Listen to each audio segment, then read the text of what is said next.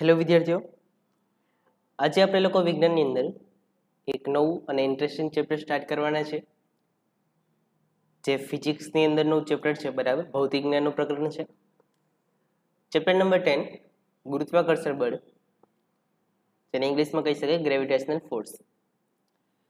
તો સ્ટુડન્ટ્સ, ગુરુત્વાકર્ષણ શું છે ત્યાંથી ચાલુ કરીએ આપણે ચેપ્ટર. સૌથી પહેલો ટોપિક છે ગુરુત્વાકર્ષણ. તો આપણે જાણીએ છીએ કે ચંદ્ર પૃથ્વીની આસપાસ પરિક્રમણ કરે છે. જ્યારે કોઈ પદાર્થને ઉધ્વ દિશામાં ફેંકવામાં આવે છે ત્યારે તે અમુક ઊંચાઈ સુધી પહોંચ્યા બાદ ફરીવાર નીચે પડવા લાગે છે. એવું કહેવાય છે કે ન્યૂટન જ્યારે ઝાડ નીચે બેઠા હતા ત્યારે એક સફરજન તેમના પર પડ્યું.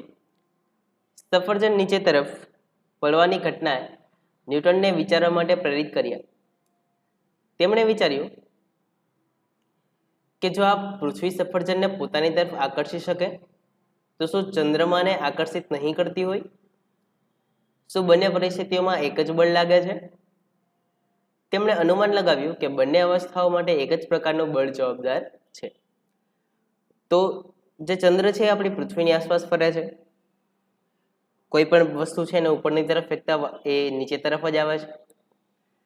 આ બધી વસ્તુનો વિચાર છે ન્યૂટને કર્યો, અને સ્ટોરીઝ મુજબ જ્યારે ન્યૂટન ઉપર એક સફરજન પડેલું ત્યારે ન્યૂટને વિચાર્યું કે આ સફરજન નીચેની તરફ જ કેમ આવે છે, બરાબર, એ બીજી તરફ કેમ નથી જતું, અને જે બળને કારણે આ નીચે તરફ આવે છે શું એ જ બળને કારણે ચંદ્ર છે એ પણ પૃથ્વીની આસપાસ ફરે છે? આ બધા પ્રશ્નોના વિચાર અને જવાબ મેળવવાને કારણે ન્યૂટને ઘણા બધા પ્રયોગો અને ઘણી બધી મહેનત બાદ ગુરુત્વાકર્ષણ બળની છે શોધ કરેલી. તો આ જે બળને કારણે કોઈ પણ પદાર્થ છે પૃથ્વી તરફ ખેંચાય છે, બરાબર, એ બળ છે ગુરુત્વાકર્ષણ બળ છે. આપણે એક પ્રયોગ દ્વારા અહીંયા સમજાવેલું છે કે ચંદ્રની જે ગતિ છે કઈ રીતના હોય છે.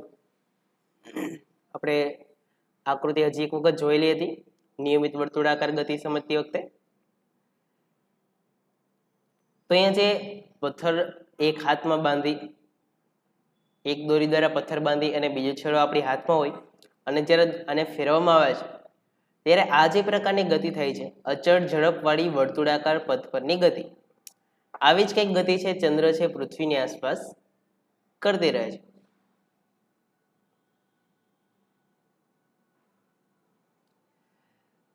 તો જે બળને લીધે આ પ્રવેગ ઉત્પન્ન થાય છે તથા જે પદાર્થને વર્તુળાકાર પથ પર ગતિશીલ રાખે છે તે બળ કેન્દ્ર તરફ લાગે છે. તો અહીંયા કેન્દ્ર પાસે આપણે એક બળ લગાડીએ છીએ આપણા હાથ દ્વારા, બરાબર. આ માની લો કે વર્તુળ છે આખું, બરાબર, જે વર્તુળ ઉપર આ પથ્થર છે ગતિ કરે છે. તો એનું જે કેન્દ્ર છે કેન્દ્ર ઉપર તે બળ લાગે છે, ત્યાં આપણો હાથ છે ત્યાંથી આપણે બળ લગાડીએ છીએ, અને આ કેન્દ્રમાંથી જે બળ લાગે છે એની જ કારણે આ પથ્થર છે એ આ માર્ગ પર ગતિ કરે છે, બીજા કોઈ માર્ગ પર જતો નથી કે ઊભો પણ રહી જતો નથી. તો આ જે કેન્દ્ર તરફ બળ લાગે છે આ બળને કહેવામાં આવે છે કેન્દ્રગામી બળ. બરાબર, આપણે આ યાદ રાખવાનું છે કે આવા પ્રકારના બળને કહેવામાં આવે છે કેન્દ્રગામી બળ.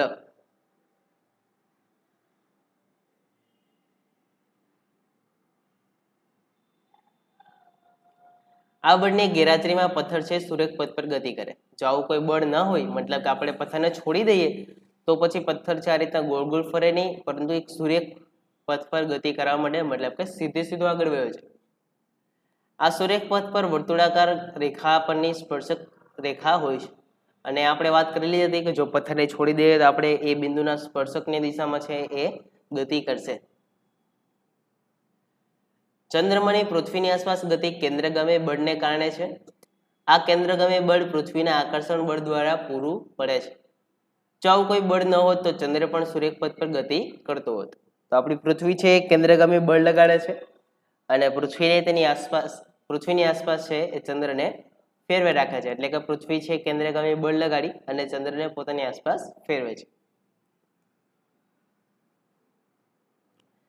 ગતિના ત્રીજા નિયમ અનુસાર સફરજન પણ પૃથ્વીને આકર્ષે છે. તો આપણે ન્યૂટનની ગતિનો ત્રીજો નિયમ આપણે ભણેલો કે આઘાત અને પ્રત્યાઘાત તો મૂલ્ય સમાન અને પરસ્પર વિરુદ્ધ દિશામાં હોય છે. તો જો પૃથ્વી છે સફરજનને ખેંચે તો સામે સફરજન પણ પૃથ્વીને ખેંચતો જવું જોઈએ. એ જ આપણે ભણેલા હતા ત્રીજા નિયમની અંદર. પરંતુ ગતિના બીજા નિયમની અંદર આપણે જે બળ શીખેલા એની અંદર પદાર્થમાં ઉદ્ભવતો પ્રવેગ એ તેના દળના વ્યસ્ત પ્રમાણમાં હોય છે. જે પદાર્થની અંદર વધારે દળ હશે એનો પ્રવેગ એટલો જ ઓછો હશે, આવું આપણે બીજા નિયમ અંદર ભણેલા. તો સફરજનનું દળ ઓછું છે પૃથ્વીની સાપેક્ષે એટલે એનો પ્રવેગ વધારે હશે, પરંતુ પૃથ્વીનું દળ ખૂબ જ વધારે છે સફરજનની સાપેક્ષે એટલા માટે એનો જે પ્રવેગ છે ઓછો હશે. મતલબ કે સફરજન એ પૃથ્વીને ન ખેંચી શકે, પરંતુ પૃથ્વી છે સફરજનને ખેંચી શકે. આ જ તર્કના આધાર પર આપણે જાણી શકીએ છીએ કે કેમ પૃથ્વી ચંદ્ર તરફ ગતિ કરતી નથી. બરાબર ને? આ જ રીતના છે પૃથ્વી છે ચંદ્ર તરફ ગતિ નથી કરતી, પણ ચંદ્ર છે પૃથ્વી તરફ એને આવવું પડે છે, બીકોઝ પૃથ્વીનું દળ છે એ ચંદ્ર કરતા ખૂબ જ વધારે છે. આપણા સૌર પરિવારના બધા જ ગ્રહો સૂર્યની આસપાસ પરિભ્રમણ કરે છે. આગળ જણાવેલા તર્કો અનુસાર આપણે કહી શકીએ છીએ કે સૂર્ય તથા ગ્રહો વચ્ચે એક બળ અસ્તિત્વ ધરાવે છે. ઉપયુક્ત તથ્યોના આધારે ન્યૂટન એ તારણ પર આવ્યા કે ફક્ત પૃથ્વી જ સફરજન કે ચંદ્રને આકર્ષિત કરતી નથી, પરંતુ વિશ્વના બધા જ પદાર્થો એકબીજાને આકર્ષે છે, અને પદાર્થો વચ્ચેના આ આકર્ષણ બળને આપણે ગુરુત્વાકર્ષણ બળ કહીએ છીએ. તો પછી ન્યૂટને છેલ્લે નક્કી કર્યું કે માત્ર પૃથ્વી જ અને ચંદ્ર જ નહીં, પરંતુ દુનિયાની જેટલી પણ વસ્તુ છે એ દરેક વસ્તુ એકબીજાને પોતાની તરફ ખેંચે છે, અને આ બળને આપણે કહીએ છીએ ગુરુત્વાકર્ષણ બળ. આ ગુરુત્વાકર્ષણ બળ છે એને માપી કઈ રીતના શકાય, એનું સૂત્ર શું છે એ જોઈએ. હવે નેક્સ્ટ આપણો ટોપિક છે ગુરુત્વાકર્ષણનો સાર્વત્રિક નિયમ. તો વિશ્વનો પ્રત્યેક પદાર્થ બીજા દરેક પદાર્થ પર આકર્ષણ બળ લગાડે છે, જે બંને પદાર્થોના દ્રવ્યમાનોના ગુણાકારના સમપ્રમાણમાં.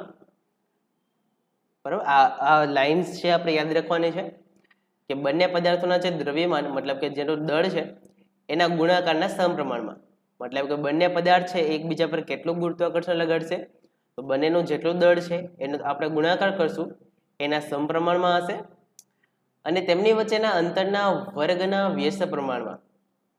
તેમના બંનેની વચ્ચે જેટલું પણ અંતર હશે એના વર્ગના વ્યસ્ત પ્રમાણ મુજબ છે એ બંનેની અંદર બળ લાગશે. આ બળ બંને પદાર્થોના કેન્દ્રને જોડતી રેખાની દિશામાં હોય છે. ધારો કે આ બે પદાર્થ છે, પદાર્થ એ અને પદાર્થ બી. પદાર્થ એ નું જે દળ છે જે કેપિટલ એમ, પદાર્થ બી નું દળ છે સ્મોલ એમ. તો આ બંને વચ્ચેનું બળ શું થશે, તો બળ એફ બરાબર બંનેના દળોનો ગુણાકાર. તો આનું દળ કેપિટલ એમ, આનું દળ સ્મોલ એમ, તો કેપિટલ એમ અને સ્મોલ એમ નો ગુણાકાર. અને વ્યસ્ત પ્રમાણમાં શું આવશે, મતલબ કે છેદમાં શું આવશે, તો બંને વચ્ચેના અંતરનો વર્ગ. બંને વચ્ચેનું અંતર છે ડી, એટલે ડી નો વર્ગ છે છેદમાં છે વ્યસ્ત પ્રમાણમાં આપેલું છે એટલા માટે. બરાબર, અહીંયા આપણી પાસે હતું કે દળોનો ગુણાકાર છે એ સમપ્રમાણમાં આવશે, અને જેટલું પણ અંતર હશે એના વર્ગના વ્યસ્ત પ્રમાણમાં આવશે. અને આગળ જે કેપિટલ જી આપેલો છે એ કેપિટલ જી છે સપ્રમાણતાનો અચળાંક છે. બરાબર, વચ્ચેથી સપ્રમાણતાની નિશાની કાઢી અને બરાબરની નિશાની મૂકવા માટે મૂકવામાં આવેલો અચળાંક છે કેપિટલ જી. ચલો એ જ વસ્તુ હવે જોઈએ. મેં જે તમને પેલા એક ડાયરેક્ટ કહી દીધું એક સાથે. બળ છે એ બંનેના દળોના ગુણાકારના સમપ્રમાણમાં છે, અને બંને વચ્ચે જે અંતર છે એના વર્ગના વ્યસ્ત પ્રમાણમાં છે. આ બંને વસ્તુ ભેગી લખીએ તો અંશમાં આવશે કેપિટલ એમ અને સ્મોલ એમ, અને છેદમાં આવશે ડી સ્ક્વેર. એટલે બળ એ સપ્રમાણમાં છે બંને દળોના ગુણાકાર, અને વ્યસ્ત પ્રમાણમાં છે અંતરના વર્ગના. હવે આ ચલે છે ને નિશાની કાઢી અને વચ્ચે બરાબરની નિશાની મૂકવા માટે અહીંયા આપણે એક અચળાંક મૂકવો પડશે. જે અચળાંક આપણે મૂકેલો છે કેપિટલ જી. કેપિટલ જી છે સપ્રમાણતાનો અચળાંક છે, જેને આપણે ગુરુત્વાકર્ષણનો સાર્વત્રિક અચળાંક કહીએ છીએ. હવે આની અંદર જે ડી સ્ક્વેર છે સામે જ આવતી દીધું છે, તો આ રીતના બનશે સમીકરણ એફ ડી સ્ક્વેર બરાબર જી એમ ઇન્ટુ એમ.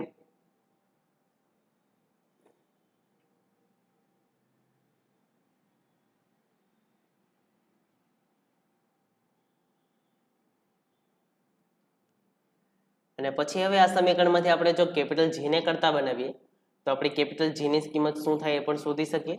તો કેપિટલ જી બરાબર થશે એફ ડી સ્ક્વેર છેદમાં કેપિટલ એમ ગુણ્યા સ્મોલ એમ. આ સમીકરણની અંદર આપણે બળ મતલબ કે એફ અંતર મતલબ કે ડી, અને દળ મતલબ કે કેપિટલ એમ અને સ્મોલ એમ. આના બધાના એકમો મૂકતા આપણને જી નો એસઆઈ એકમ મળી શકે છે. તો આ એફ માટે જે એકમ છે એ થશે ન્યૂટન, એટલા માટે ન્યૂટન છે. ડી એ અંતર છે એટલે અંતર માટે આપણે એકમ લઈશું મીટર, અને વર્ગ છે એટલા માટે મીટર સ્ક્વેર થશે એટલે બીજું છે મીટર સ્ક્વેર. છેદમાં આપણને બંને દળ આપેલા છે એટલે કિલોગ્રામ આના માટે અને કિલોગ્રામ આના માટે એટલે થશે કિલોગ્રામની માઇનસ ભેગા કેમ કે છેદમાં છે. તો યાદ રાખવાનું છે આપણે કે જી નો જે એસઆઈ એકમ છે એ છે ન્યૂટન મીટર સ્ક્વેર પ્રતિ કિલોગ્રામ સ્ક્વેર. હેનરી કેવેન્ડિશ નામના વૈજ્ઞાનિકે સંવેદનશીલ તુલનાની મદદથી કેપિટલ જી નું મૂલ્ય શોધ્યું હતું, અને કેપિટલ જી નું સર્વસ્વીકૃત જે મૂલ્ય છે આ મૂલ્ય પણ આપણે યાદ રાખવાનું છે 6.673 ગુણ્યા 10 ની minus 11 newton metre square kilogram ની માઇનસ 2. તો આ મૂલ્ય અને એકમ આ બંને આપણે યાદ રાખવાના છે. જી નું મૂલ્ય શું છે તો 6.673 ગુણ્યા 10 ની માઇનસ 11 અને એકમ ન્યૂટન મીટર સ્ક્વેર પ્રતિ કિલોગ્રામ સ્ક્વેર. ચલો હવે આ જ સૂત્ર ઉપરથી આપણને એક એક્ઝામ્પલ આપેલું છે, એક્ઝામ્પલ જોઈએ. આપણે આપેલું છે પૃથ્વીનું દળ, ચંદ્રનું દળ, પૃથ્વી અને ચંદ્ર વચ્ચેનું અંતર, અને જી ની કિંમત આપણને આપેલી છે પ્રશ્નની અંદર અને ન આપેલી હોય તો આપણને યાદ હોવી જોઈએ. ચલો તો આપણે સૂત્ર મૂકશું. એની અંદર આપણે શું ગોતવાનું છે તો કેટલું બળ લાગે છે બળ ગોતવાનું છે. ચલો તો આની અંદર આપણને પૃથ્વીનું દળ એને આપણે કેપિટલ એમ લઈ લઈશું, ચંદ્રનું દળ એને સ્મોલ એમ લઈ લઈશું.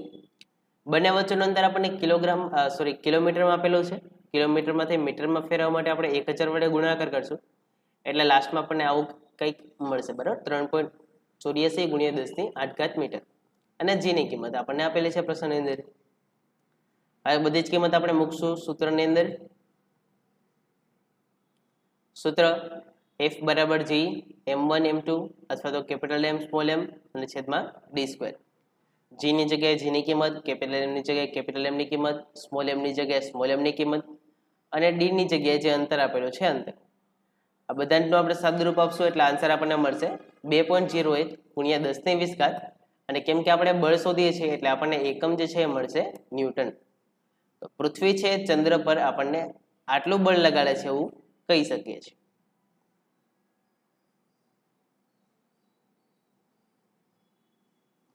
નેક્સ્ટ ટોપિક કે ગુરુત્વાકર્ષણના સાર્વત્રિક નિયમનું મહત્વ. તો ગુરુત્વાકર્ષણનો સાર્વત્રિક નિયમ છે અનેક એવી ઘટનાઓ સફળતાપૂર્વક સમજાવે છે જે અસંબંધિત માનવામાં આવતી હતી. તો ગુરુત્વાકર્ષણની શોધ થયા પછી કઈ કઈ વસ્તુ છે એને સમજી શકાય છે સરળતાથી. તો આપણને પૃથ્વી સાથે બાંધી રાખતું બળ. આપણે શું કામ પૃથ્વીની સાથે રહીએ છીએ, શું કામ આપણે સ્પેસમાં ઉડી જતા નથી, તો એનું કારણ છે આપણું પૃથ્વીની સાથે જોડાયેલું ગુરુત્વાકર્ષણ બળ. પૃથ્વીની ફરતે ચંદ્રનું પરિક્રમણ અથવા તો સૂર્યને ફરતે થતું ગ્રહોનું પરિક્રમણ એ પણ ગુરુત્વાકર્ષણ બળને જ આભારી છે. એવી જ રીતે ચંદ્ર અને સૂર્યને કારણે દરિયાઓની અંદર ભરતી અને ઓટ આવે છે. આપણે પૃથ્વી પર જે દરિયાઓ છે ભરતી અને ઓટ આવવાનું કારણ એ પણ સૂર્ય અથવા તો ચંદ્રને કારણે થતું ગુરુત્વાકર્ષણ બળ એ જ જવાબદાર છે.